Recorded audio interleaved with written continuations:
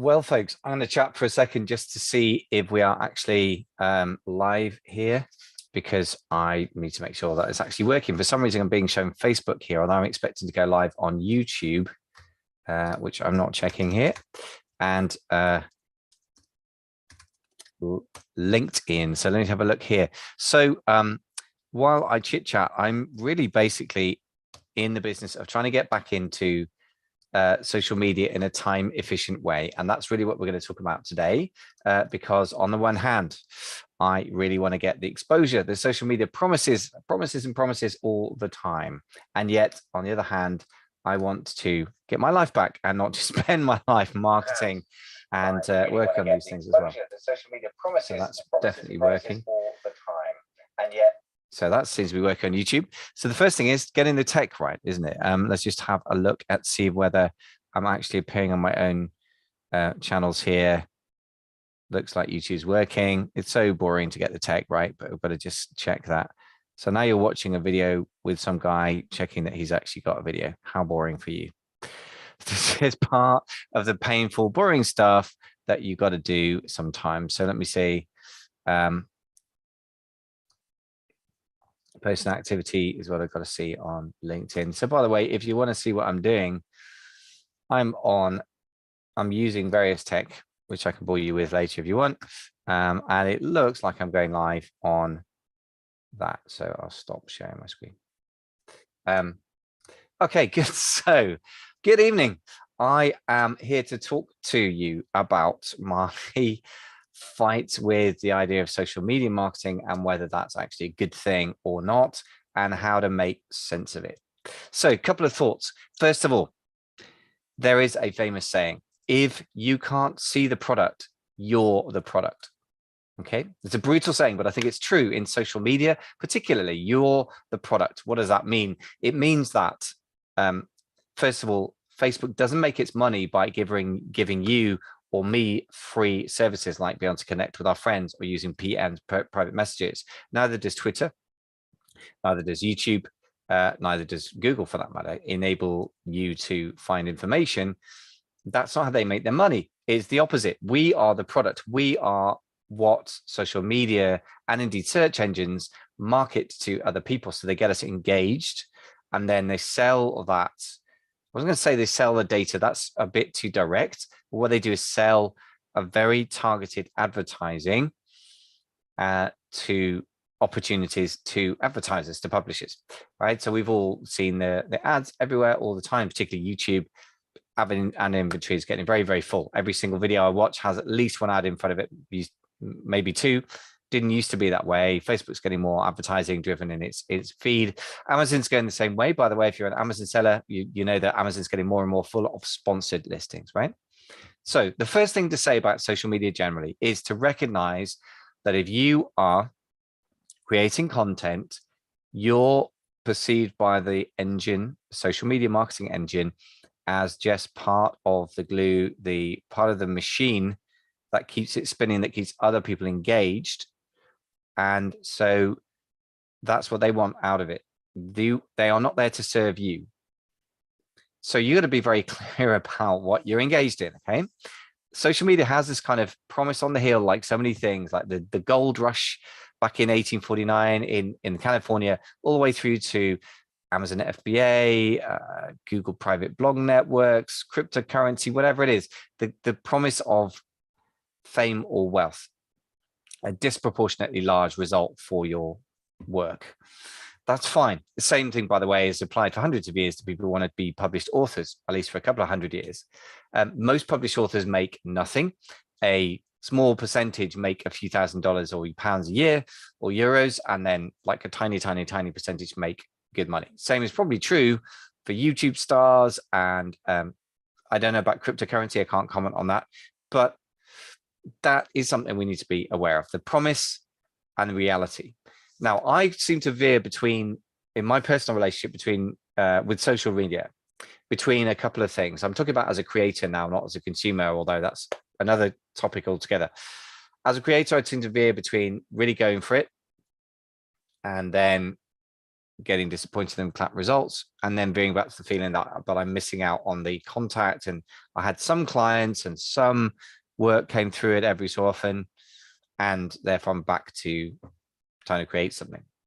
Now, let me just add a broader thing into the mix. So social media, let's add to social media podcasts, which is more what I'm good at, I think, and what I'm set up for. I've even got the microphone here. And Google SEO is not the same.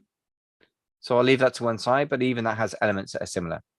So I'll include podcasts. And what do I mean? So if you're creating content, organic content, I'm talking about organic social media marketing, and you are hoping to get something out of it, if you're doing it as a part of your business or freelance work, it has to have a payoff.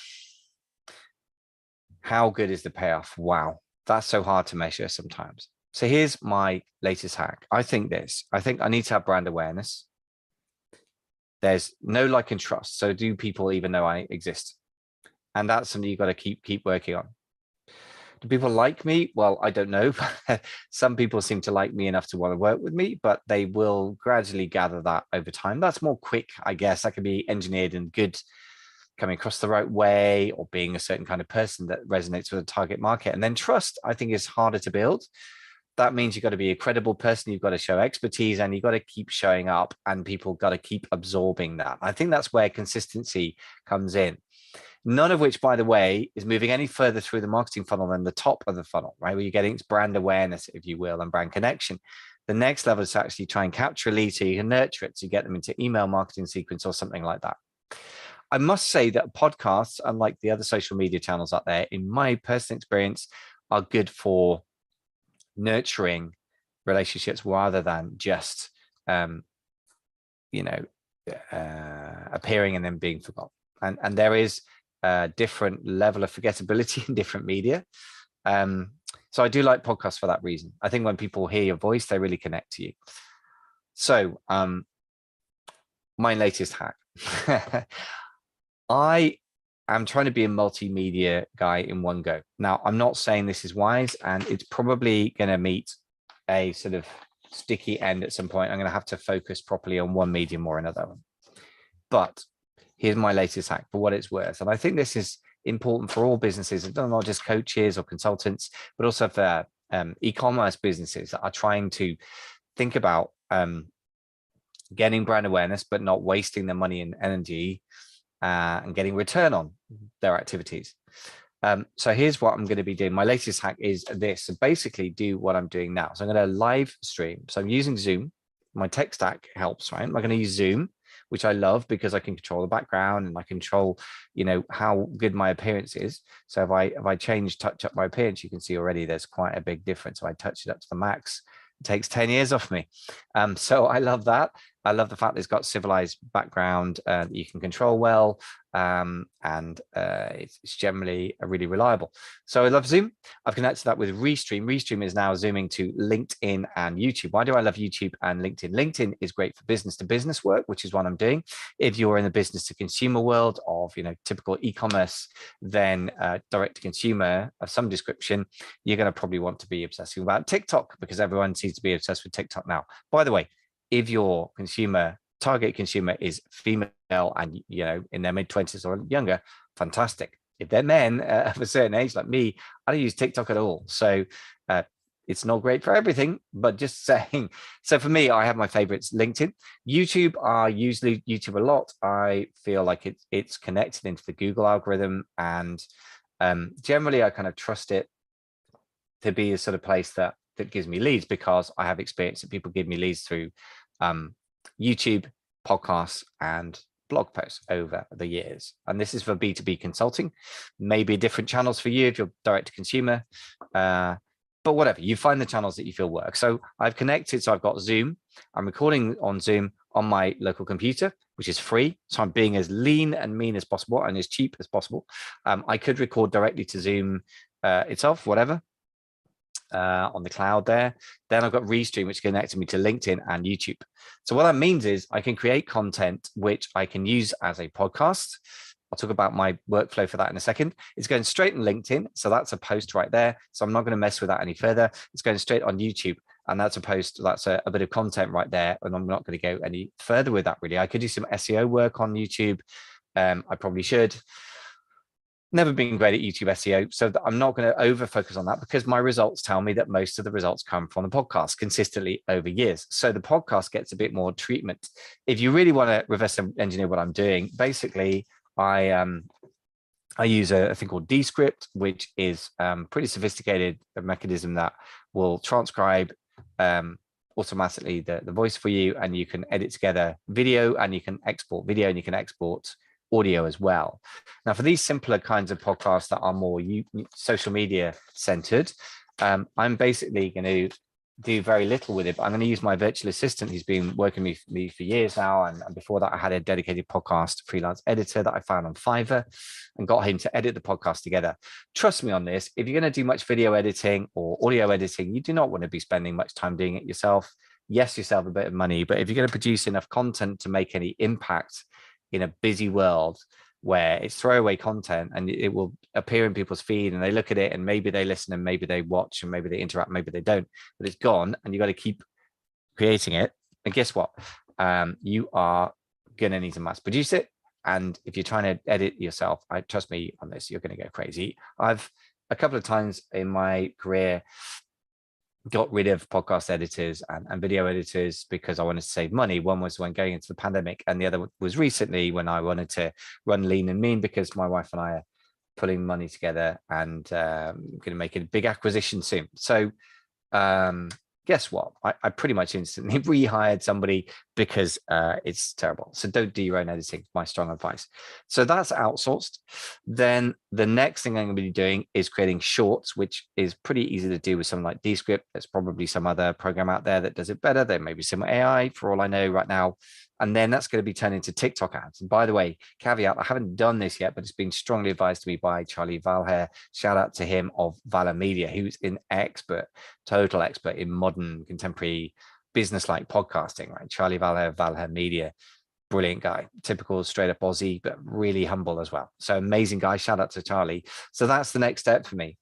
And really that's it. So that's my social media main content is going to be an offshoot of my podcasting, because I found podcasting to work really, really well for me over the years because people connect to me more personally through the podcast. They build know, like, and critical trust and rapport, because listening to somebody for 20, 30 minutes is something you can't get very easily on other channels. I mean, YouTube, you're lucky somebody watches 5 minutes of a video and it has to have sort of ADHD level of engagement. No offense to anyone ADHD out there, but you have to assume that the attention spans are incredibly short now. Whereas with podcasts, there's still a bit more of a tradition of listening for a bit longer. Now, let me back off this a minute and say this is an example of my approach to sort of social media stack. And I'm including podcasts as a kind of quasi social media like thing because it's content based, it's organic marketing. It appears and disappears. So it has most of the same characteristics, although it has a special characteristic, in my opinion, in my experience, of being much more engagement. Still, other people may say that about YouTube for them or LinkedIn. Some people love particular platforms. However, so I'm not saying, should you go out and start a podcast? No, not what I'm saying. Maybe it worked for you, maybe not. I'm not saying start a YouTube channel or a LinkedIn barrage if you're B2B, or a TikTok sort of barrage of videos if you're D2C, etc.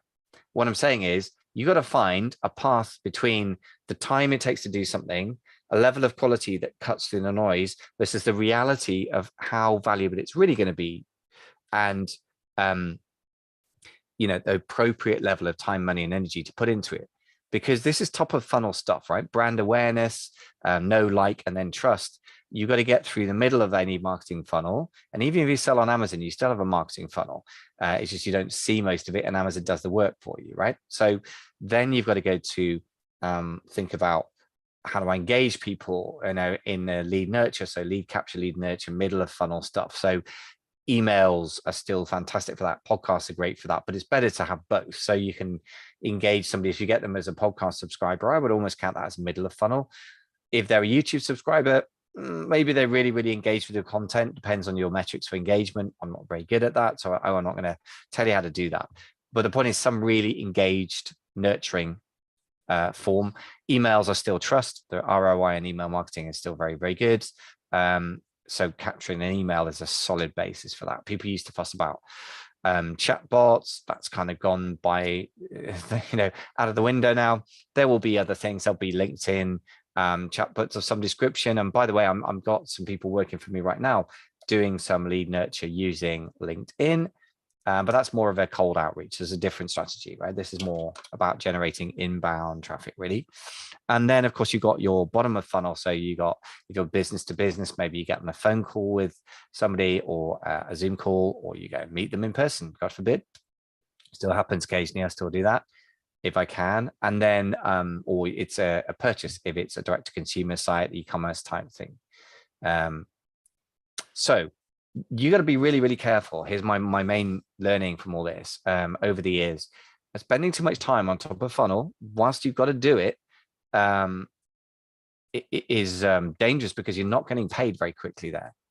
Where you're going to get paid is making sure you nurture leads. You go back to people, you get the conversion rates going. So if you've got a Shopify site, you get your product detail page optimized for conversion. You think about the funnel, how people appear there, what it is they're doing when they get to your web pages, what path you want to take and that sort of thing. And really, really optimize for conversions. If you've got an Amazon listing or listings, it's easy. You optimize that for conversion before you do anything else. So start the work at the bottom of the funnel. Don't obsess about social media. You can always spend an infinite amount of time on it, and you're mostly there to feed somebody else's algorithm. Okay, so be really, really wary of that. You've got to be on it probably, but you've got to spend an appropriate amount of time on it, and you've got to find a workflow that is proportionate to the value that it gives you. Now, if you're a YouTube star, 10 times better than me, 100 times better than me, how to do that. I should learn from you. But if you're not going to be monetizing it directly, then you really have to be mindful how you use it. So don't just blast out a ton of time and energy into social media, especially money that you should be putting into converting more people into buying your products. Lecture over. So last thing to say is this, that TikTok ads thing, or generally ads for podcasts specifically, is a subset of a general theme, which that Charlie Valles, the expert who's guiding me on this, which is that any organically driven marketing system out there becomes pay to play. So even Amazon's even Amazon, because it's been like a sort of mantra that you put your products on Amazon, you optimize them for conversion, and you spend a little bit of money on ads, and then that's it. Well, guess what? Amazon's discovered that the best way to make money on Amazon is to treat it like every other platform out there, which is to monetize it through ads, even though they sell physical products. It turns out that's not so profitable for them as other things, because they have to fulfill the products every time, and you've got to ship products around the world. That's I've got a very high direct cost to it, whereas ads hasn't really got much direct cost to ads. Amazon, not in financial terms. Obviously, there's an attention of the customers or the consumers, the browsers, the shoppers, and there's a trust factor. And Google has the same thing. So Google has to monetize through ads, but if they have too many ads relative to organic results, there's a trust factor, there's a balance there. Same with Facebook. If all you see is ads and you don't see your friends post, then you don't like it. If all you see on YouTube is ads all the time and you don't get to see your favorite TV programs being ripped off or excerpts of that, then you get the idea. So there's always a balance to be struck, but the balance is always being pushed because there's such an incredible financial, not just incentive, but pressure on these publicly listed companies to show, profits, particularly in these straitened times. And so they have to, and they show revenue, even if not profits, or most of which is ad driven. And a lot of it is for Amazon as well. All of which is to say it's becoming pay to play. So be realistic about that and be willing, even if you're going to do organic stuff, to back it up with some paid ads. And again, your platform of choice is going to depend on what works for you. Because I'm particularly targeting in the B2B consulting work that I do as an amazing FBA. And it's basically just me, by the way. I'm not trying to create some big consultancy here. If you work with me, you get me, by the way. So I'm trying to target Amazon sellers and e-commerce sellers, and they're all obsessed with making it work on TikTok. So Charlie's advice, and he's the expert in podcasts, is TikTok ads, possibly Instagram, right? You may be selling to 25 to 30-year-old girls / women, I should say, and sorry, 25-year-olds are obviously women, but I mean, you know, girls from 10 to women up to 25, for example, if that's your target demographic. Again, it might be TikTok for you. You may find YouTube works amazingly for you. You might find Google text ads are still the thing for you. There will be different channels and you've got to experiment sometimes. But the point I'm making is really a generic point, which is that you've got to have paid ads backing up your social content. And what Charlie's advised me to do, the podcast is quite interesting. Don't know if it translates that much to other areas directly, but using ads to drive to a longer form piece of organic content, in this case, TikTok ads going or Instagram ads going to podcast, either audio podcast or a video format in YouTube. I'm going to experiment with both. But the point is that mix is more realistic, that you're actually going to get some actual visibility if you want brand awareness. And if you really want brand awareness, you're going to have to pay for it. But once again, the bit of your marketing funnel that pays for all the fluffier stuff, which has to be there, but is not as measurable and is harder to, you know, justify, and it takes longer to get you paid. All of that is driven by when people make a sale, and then people follow up. If you're smart, you follow up with them and upsell, downsell, cross-sell, and sell them a bunch of stuff and nurture your customers. Never mind nurturing your leads, never mind new leads, never mind brand awareness. Brand awareness is critical, which is why I'm making this video for you. I don't know who you are, or audio if you're listening on podcast. Never met you. I have no statistics to tell me that you're ever going to buy anything from me. So that's kind of a risk for me, but it's got to be done. I want to build a goodwill and authority and trust in the marketplace. But the thing that is easy to neglect is really just making sure you nurture existing customers, not even leads. And I continuously neglect that. So before I spend too much of my life doing what I'm doing now, I need to go back, and I've literally got a meeting tomorrow with a mastermind who are some of my best clients. And I need to see what other needs they have and sell them more services. And by the way, not just to make me more money, although obviously that's important as a business-like approach, but to help them.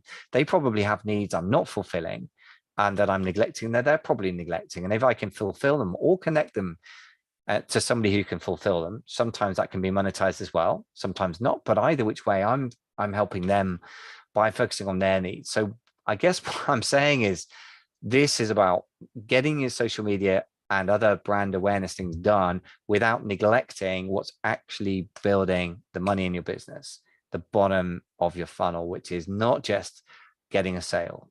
And if you're on Amazon, I can understand why you'd focus on that. But even if you sell on Amazon, you can do lead capture and lead nurture through emails, and you can still cross-sell and upsell and have a longer term, you know, lifetime customer value. But for everybody else, if you've got your own direct to consumer site, if you've got a consultancy of some kind, whatever it is, an agency, then you really, really, really need to focus on nurturing your customers, and only then worry about getting new customers, actually people who are selling you money. And then you need to make sure you're nurturing your leads and emails. You probably got a bunch of emails there. And if you're an e-commerce marketer, particularly for Amazon focused, I will put money on the fact that if you've been in the game for a while, you've got thousands of leads you don't really do anything with. Well, guess what? That's where the money is. And then only then will I suggest you start worrying about social media and podcasting and stuff like that. An interesting social media post, hopefully, about the fact that you shouldn't spend your life on social media, but you've got to find a way of doing it. We'll see if this way works. I think what I've done is I've created a length of content as usual, which is about right for a podcast and is hopelessly too long for a LinkedIn post or YouTube. So this is going to be the pleasure of my poor editor to break this into 2 or 3 usable parts and repost it on LinkedIn and YouTube and possibly other places. So given that I'm paying for that, I'm going to stop here. Thank you very much for listening. Hope that's been of use to you. This has been Michael Veazey from Amazing FBA.